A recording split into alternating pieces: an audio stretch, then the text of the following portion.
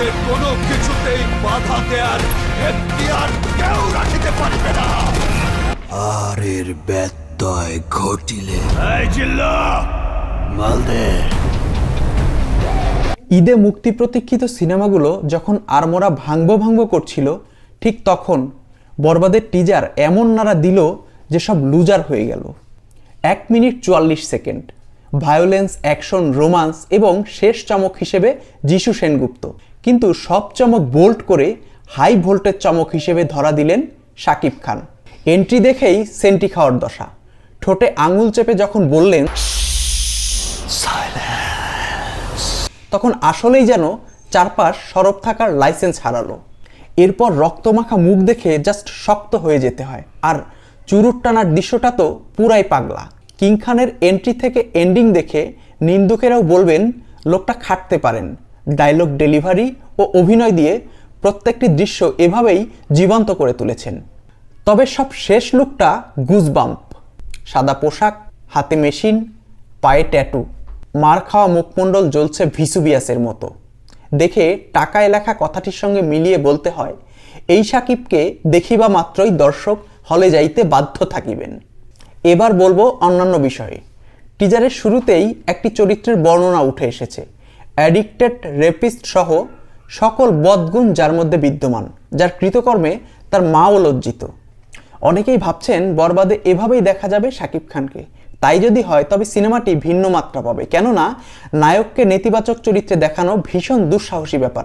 বিশেষ করে আমাদের দেশের পরিচালক কিংবা নায়ক কেউই এই সাহসটি করেন না। তবে আমার মনে হচ্ছে চরিত্রটি শাকিবের নয়, হয়তো এখানে তাকে ভুল বোঝা হচ্ছে কিংবা সে অন্য কেউ। ওদিকে টিজারে যিশু সেনগুপ্তকেও কিন্তু রেপিস্ট হিসেবেই উন্মোচন করা হয়েছে। তবে যিশুর উপস্থাপনায় প্রভাবের অভাব ছিল। জানি না সিনেমায় কীরকম হবে, তবে যদি যিশুকে স্পেস দেয়া হয় তাহলে কিন্তু খেলা জমে যাবে। কেননা যিশু দুর্দান্ত একজন অভিনেতা, কলকাতার পাশাপাশি আজকাল দক্ষিণেও কাঁপাচ্ছেন।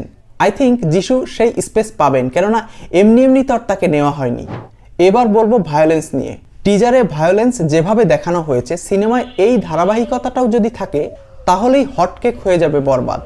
তবে ইদিকা পালকে নিয়ে বিশেষ কিছু বলার প্রয়োজন মনে করছি না। তার 2 ঝলক উপস্থিতিতে সেরকম কিছু মনে হয়নি। আর এরকম সিনেমায় নায়িকাদের সে ধরনের কিছু করারও থাকে না। সাপোর্টিং চরিত্রগুলো নিয়েও একই মত। এদিকে বরবাদের টিজার আসতেই অ্যানিমেলের কথা উঠে আসছে। অনেকেই বলছেন অনেক কিছুই অ্যানিমেল থেকে ঝেড়ে দেওয়া হয়েছে। তারপরেও বিষয়টি নিয়ে কথা বলার প্রয়োজন মনে করছি না, কেননা সিনেমাটি বানানোর সময় এই পরিচালক বলিউড ও দক্ষিণী সিনেমার রেফারেন্স দিয়েছিলেন। ওই জায়গা থেকে বিষয়টিকে কপি বা অনুকরণ না বলে অনুপ্রেরণা হিসেবে ধরে নেওয়া যায়। এবার বলবো আয়োজনের কথা। আমাদের দেশে মাঝে মাঝেই পরিচালকদের বলতে শোনা যায় তারা বলিউড কিংবা দক্ষিণী মানের সিনেমা বানাচ্ছেন, কিন্তু এ পর্যন্ত তুফান ছাড়া কোনো ক্ষেত্রেই এই বিষয়টি সত্যি হয়ে ধরা দেয়নি। টিজার দেখে স্পষ্ট তুফানের পর বরবাদেও এটি সত্যি হয়ে ধরা দিতে যাচ্ছে। পরিচালক মেহেদী হাসান হৃদয়ের প্রথম সিনেমা বলে অনেকেই দ্বিধায় ছিলেন।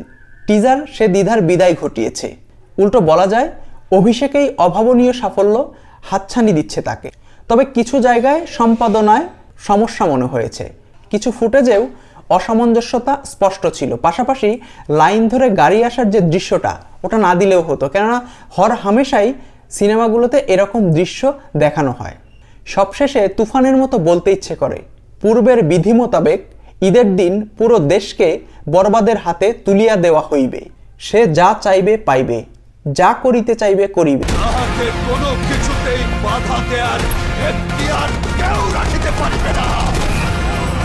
আর এর ব্যত্যয় ঘটিলে এই জিল্লা মালদে।